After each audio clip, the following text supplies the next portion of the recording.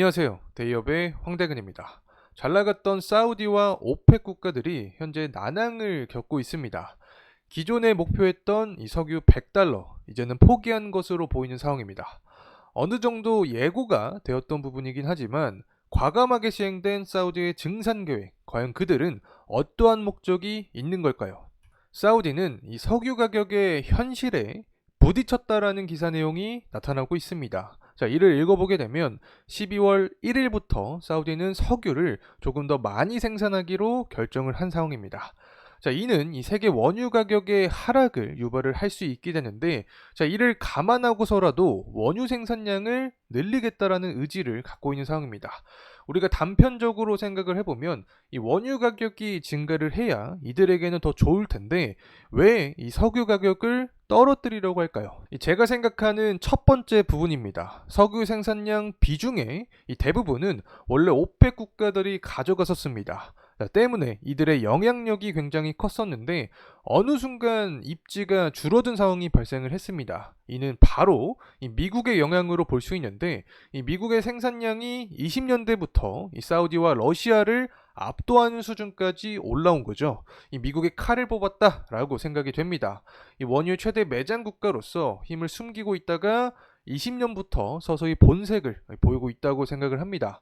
여기에서 아마 오펙 국가들이 우려감을 가졌을 거라고 생각이 드는데 이 시장 점유율이 미국 쪽으로 흘러갈 수 있고 이 본인들의 지위를 위해서라도 가격은 어느 정도 포기하고 이 점유율을 높이겠다라는 의도로 보이는 상황입니다. 이 빠르게 변화하는 국제 정세 속에서 과연 에너지 패권의 흐름은 어떻게 될까요? 여러분의 생각을 공유해 주시면 감사하겠습니다. 자, 두 번째는 이 미국의 정치권과 관련이 되었을 수도 있다라는 생각이 듭니다. 지난 2018년을 돌이켜볼 필요가 있다고 생각이 되는데 트럼프가 이 사우디 국왕에게 이 석유 200만 배럴 증산을 요청을 했었죠.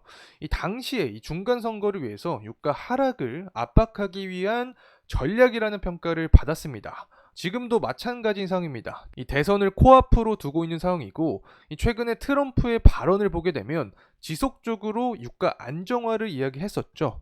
과연 11월 대선을 앞두고 트럼프 측과 이 사우디 그리고 오펙 국가가 어떠한 긴밀한 관계가 있었는지 만약에 존재를 했었다면 이들이 생각하는 향후 에너지 패권의 그림은 어떻게 흘러갈지 궁금해지는 상황입니다. 자, 이렇게 사우디가 원유 증산을 계획한 이유에 대해서 살펴본 시간이었습니다. 지금까지 원유 시장의 지배력이 컸던 이 오펙 국가들, 어느 순간 미국의 생산량 증가로 그들의 지위가 다소 떨어지게 되었습니다. 에너지 패권을 차지하기 위해서 그들이 그리는 이 새로운 그림일까요?